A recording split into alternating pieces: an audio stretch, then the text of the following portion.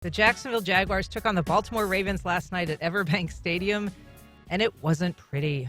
They fell to the Ravens 23-7, their third consecutive loss this season. Alessandra Pontrbriand, sportscaster at our news partner, News4Jax. Well, that was ugly. Yeah, you can say that again. That's a rough one. This is the longest losing streak for the Jaguars this season. It was a 2-game losing streak the past 2 weeks, and then the beginning of the season, now it's 3. So it's not good. I'm going to be honest with you. It took Doug Peterson quite a long time to get to the press conference, the longest that I've seen this season.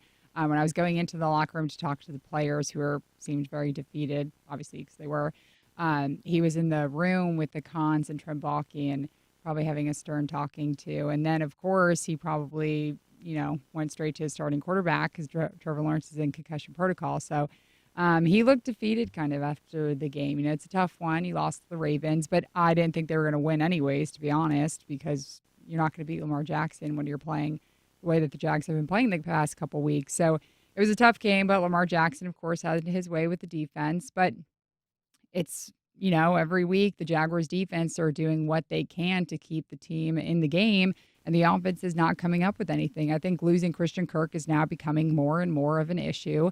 Zay Jones now with the hamstring, so who knows if he's going to be back. And possibly, Trevor Lawrence can play on Sunday if he passes concussion protocol. I think they're going to bring up Nathan Rourke as the emergency quarterback. I do think Trevor's going to play on Sunday, but he's going to have to pass concussion protocol, and just like Trey Herndon just did.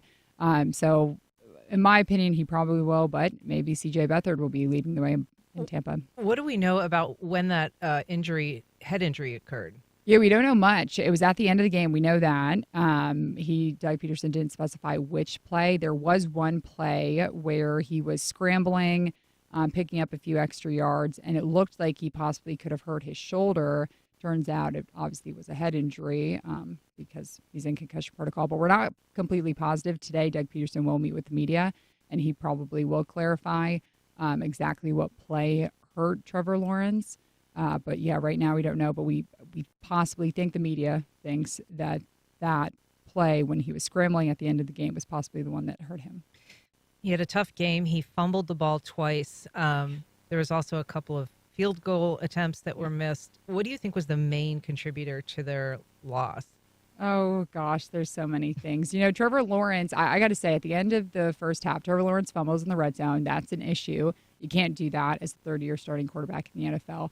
And their clock management, they should have scored. They were on the 5-yard line, and they didn't score. And he should have – it's not just Trevor Lawrence. It should have been the whole offense knowing clock management, but also the coaches making sure that they were able to stop the clock, spike the ball, and had 1 second to get off one more play, which possibly could have been a touchdown. And, of course, they didn't do that. And a lot of people are criticizing them for that, and they should be criticized because this is the NFL, and they should have been able to manage that clock better. And what goes wrong there when they don't? Is it just they're not paying close enough attention?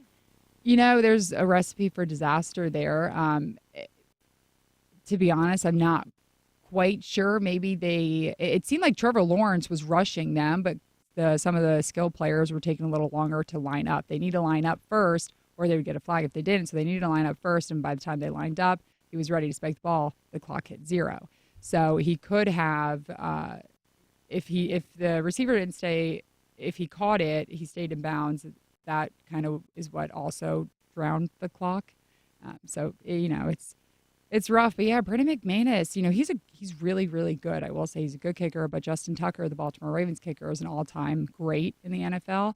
So I'm not surprised he contributed to the win. Yeah, but Brandon McManus missing those field goals, that was rough to watch. And he's usually pretty consistent. And, yesterday he just wasn't. Yeah, and one of them, looked like it was going to be there and then just, diverted off. So yeah, just faintly off hitting the upright, which is rough to watch. And you feel bad, but, you got to hit those. So up next for the Jags, the Buccaneers next Sunday. What can we anticipate there? I think it's going to be a good game. Baker Mayfield's playing really well. I heard that he had the best or perfect passer, completer, or quarterback rating. I don't remember exactly the stat in Lambeau this past week. So obviously the Buccaneers are playing very well. The Jaguars, they need this win. This is a very crucial win. It's a 3-way tie for the AFC South lead. They need to win the AFC South to secure their spot into the playoffs. They don't win it, they could possibly make it, but still, that's your for sure way to get into the playoffs. That number one overall seed, I think, is gone. So right now they just need to win the AFC South. They're number 4, or they were number 4 in the AFC going into the game. I haven't looked at the updated rankings, but they need to win out. It is extremely crucial to win out for the Jaguars. And you think they will? I think they will. Listen, I'm still optimistic. I may be crazy. I think some people are not optimistic anymore, but I am. And I think, you're going to go to the Bucs. It's going to be a hard game because it's there. I think they can win it. They're going to beat the Panthers. If they don't deserve to be in the playoffs because they are god-awful.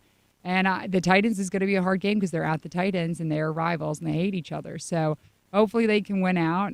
If they do, they should be in the playoffs. But yeah, there's no margin of error right now for the Jaguars. It is, really do or die. Hope springs eternal. Alessandra Pontrbriand, sportscaster at our news partner, News4Jax. Thanks for being here so much. Of course.